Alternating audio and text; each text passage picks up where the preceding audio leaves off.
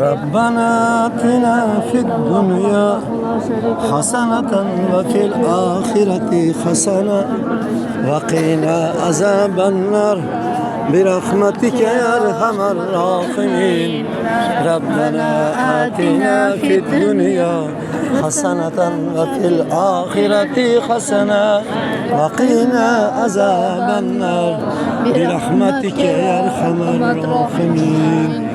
Allah'a hamd sanalar olsun. Yetkizib qo'yganingga shukr ya. Shu yerlarga yetkizganingga shukr.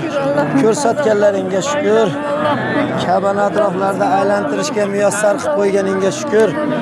Shukr hamma do'stlarimizni, barcha oshnalarimizni, jigarlarimizni, aka-ukalarimizni, opa-singillarimizni shu yerlarga kelishlikka Alloh nasib ro'za ayla. Alloh o'zing chaqirgan Parvardigor. Hamma do'stlarimi, jo'ralarimi, aka-uka, yor birodarlarimi, mahalla ko'ylarimi chaqirgan Parvardigorim. Alloh Parvardigor. Alloh o'zing chaqirgan har bandani chaqirgan.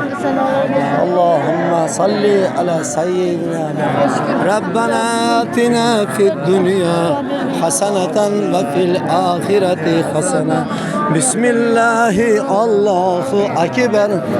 Bismillahi Allahu akbar. Bismillahi Allahu akbar. Bismillahi Allahu akbar.